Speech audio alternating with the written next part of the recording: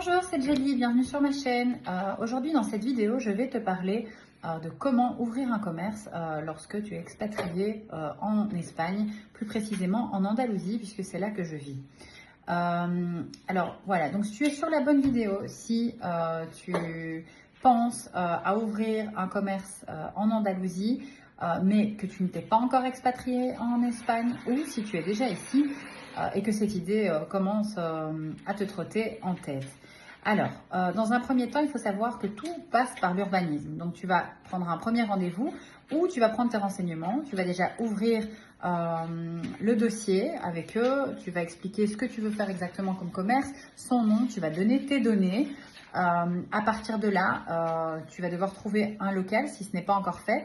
Le bail, tu devras le rapporter à l'urbanisme ainsi que un devis de travaux si tu souhaites réaliser des travaux dans ton local. De ce devis, tu devras payer 10%.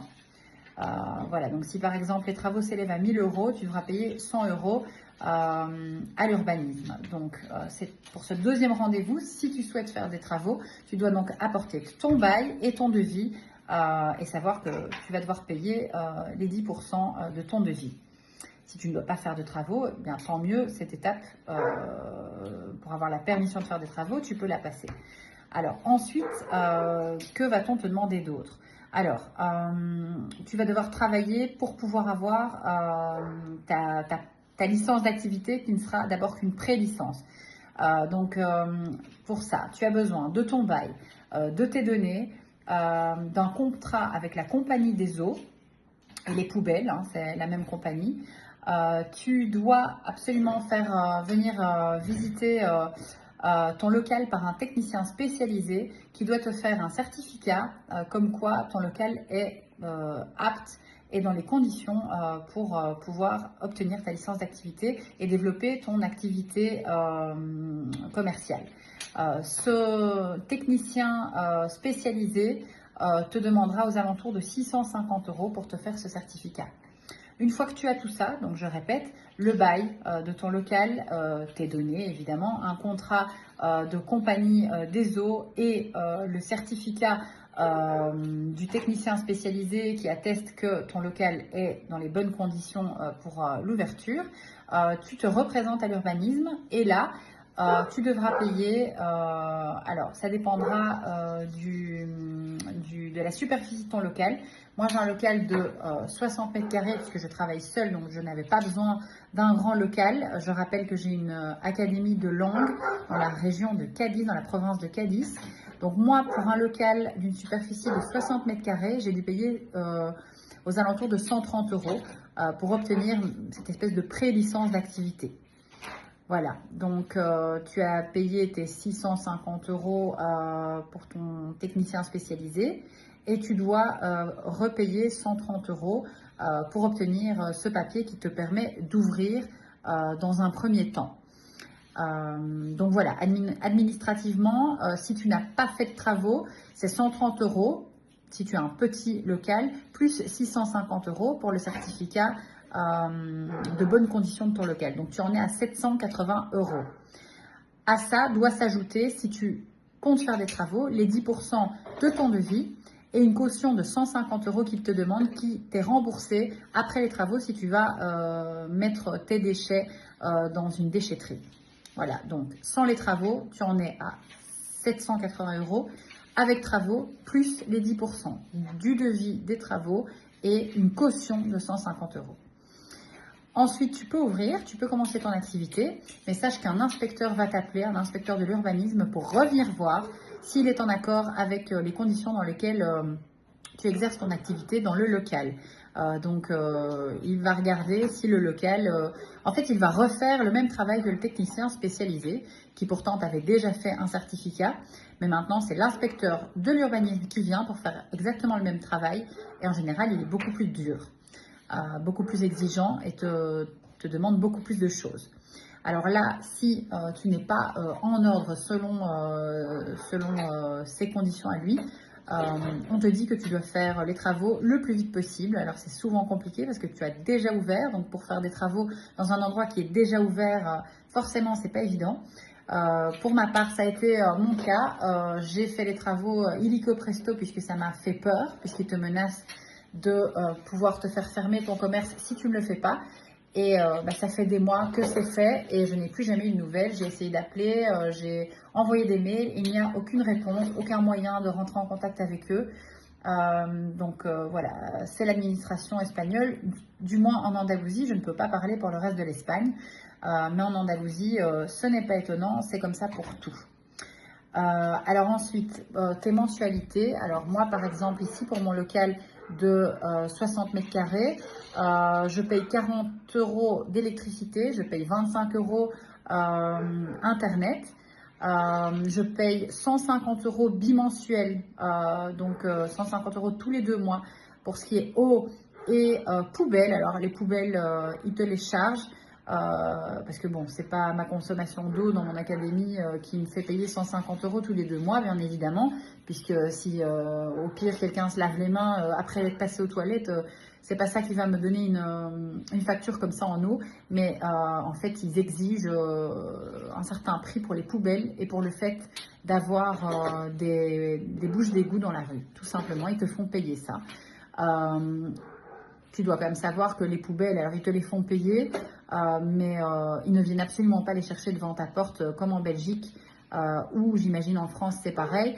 Ici non, donc tu dois prendre toi-même tes sachets de papier, tes sachets de poubelle et aller les jeter dans les bennes ordures qui se trouvent dans les rues. Donc voilà, on te fait payer ça. C'est un petit peu difficile à comprendre et à accepter, mais en tout cas c'est la réalité. Et tu as aussi, enfin moi en tout cas, par rapport à mon loyer, moi j'ai un loyer de 408 €, mais en fait il me revient à 478 € par mois puisque je dois garder 70 € tous les mois de rétention par rapport à ce local. Tous les 3 mois je dois payer 3 fois 70 €. Donc ça va vraiment avec le prix de ta location, hein, avec la mensualité de ta location. Moi, pour une mensualité de 408 €, tous les mois, on me retient 70 €. Et donc, tous les 3 mois, je dois les payer 3 fois 70 €. Ça va directement à ce qu'on appellerait, nous, SPF Finance, le fisc, les impôts. Voilà. Je paye également mes taxes d'indépendante. Alors, moi, pour l'instant, je paye 230 €. Mais bon, voilà, ça va en augmentant évidemment si tes revenus augmentent. Et je dirais que c'est pour terminer aux alentours des 300 €. Enfin, pour terminer, non, mais je veux dire, quand on a une activité qui fonctionne bien, etc., je pense que la moyenne est de payer 300 € par mois de frais d'indépendant. Je ne sais pas du tout comparer par rapport à la Belgique ou la France, puisque je n'avais jamais pensé être indépendante en Belgique, puisque j'avais beaucoup de diplômes. De très bons diplômes qui me permettaient d'avoir des emplois rémunérés très très très corrects. Mais malheureusement, la réalité, c'est qu'ici, tes diplômes ne sont pas valables. Alors, tu dois obtenir une homologation ou une équivalence qui normalement doit arriver en 6 mois. Mais comme les Espagnols ont le sens de l'humour, ça fait déjà 3 ans que je suis en train de les attendre. Je ne les attends plus puisque j'ai pris les devants et j'ai ouvert mon académie. Mais donc pour quelqu'un qui attend, c'est une situation extrêmement compliquée. Étant en Europe, j'aurais pensé que mes diplômes étant belges, je n'aurais pas eu autant de complications pour pouvoir les faire valoir ici en Espagne. Mais c'est vraiment le cas. J'ai vraiment eu l'impression que je venais de Thaïlande ou de je ne sais quel pays, puisque voilà, 3 ans après, je ne peux toujours pas faire valoir mes diplômes ici en Andalousie.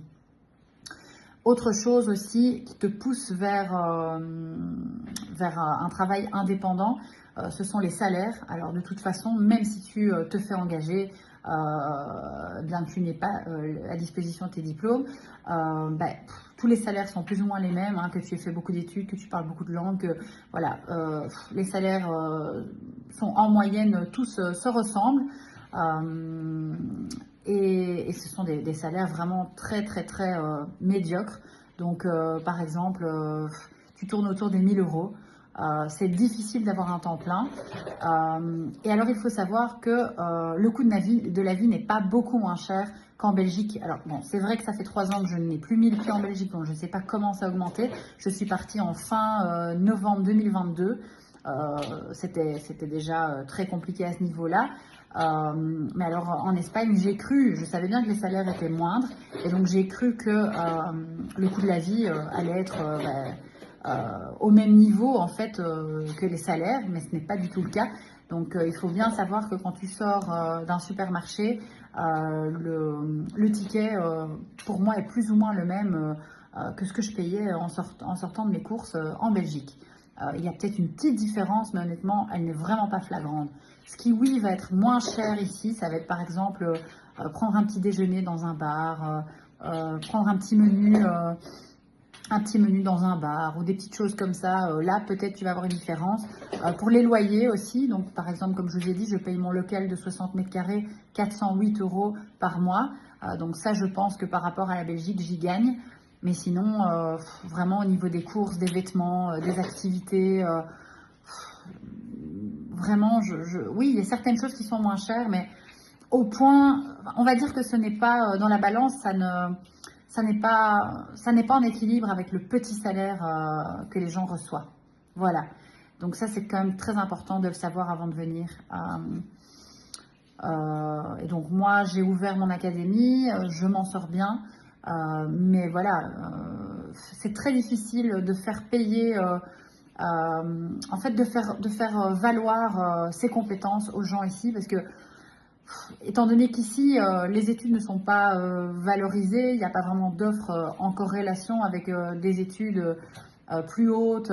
Voilà, par exemple, les vétérinaires sont payés plus ou moins la même chose que, je veux dire, c'est quand même des docteurs. Ils ont cette base de 1 200 € mensuels pour un temps plein. Enfin, je veux dire, il n'y a pas...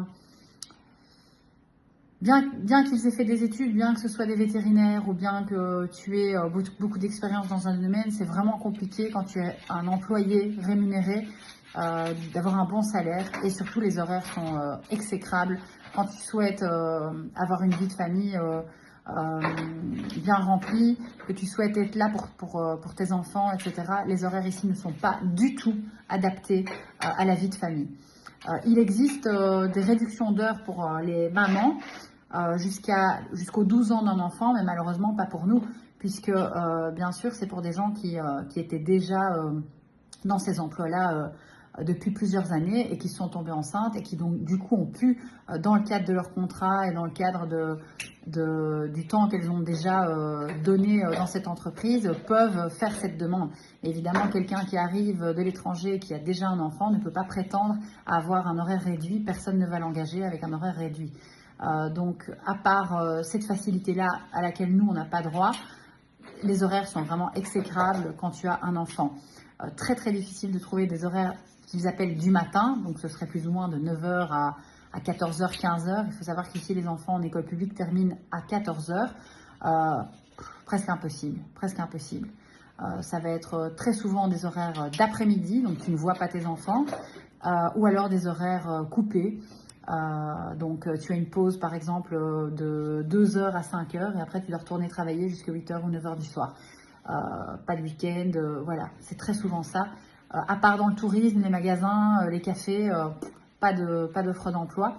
Ou alors si tu veux aller dans le public, donc par exemple moi je suis professeur, si j'avais voulu aller dans le public, donc me faire engager dans des écoles publiques ou encore si tu veux aller dans l'administration, etc. Encore une fois, c'est très compliqué parce qu'il faut passer, même si tu as les diplômes, ici il faut repasser las oposiciones. C'est pas discutable pour travailler dans ces emplois-là. Donc c'est une année d'études, très souvent dans une académie, de nouveau, même si tu as déjà tes diplômes. Et alors après, tu te retrouves sur une liste d'attente. Et comme nous, on vient d'arriver, on a 0 point, bien sûr. C'est en fonction de l'expérience. Et donc, soit on t'appelle pas avant avoir fait passer je ne sais combien de personnes, soit on t'appelle mais on t'envoie à des endroits très loin de chez toi. Donc, ce n'est pas du tout appréciable non plus pour nous. Donc, voilà pourquoi lancer sa propre activité est peut-être la meilleure option lorsqu'on est expat européen ici en Espagne. Voilà, j'espère que cette vidéo t'aura aidé. Sache que sur ce canal, tu trouveras des astuces pour l'expatriation en Espagne ou en Finlande. Je rappelle que je prépare une aventure vers la Finlande dans quelques temps. Donc, je suis moi-même en train d'apprendre le finnois à l'heure actuelle. Je suis professeure de langue. J'ai une académie ici en Andalousie, mais mon académie fonctionne aussi en ligne. Donc, je donne des cours de français, d'espagnol, d'anglais, de portugais, de russe, d'allemand. Donc, si tu veux apprendre une de ces langues, n'hésite pas à me contacter. Tu trouveras toutes mes coordonnées, mes réseaux dans la description de cette vidéo. Voilà, je te souhaite une très belle journée et surtout un très joyeux Noël. À très vite.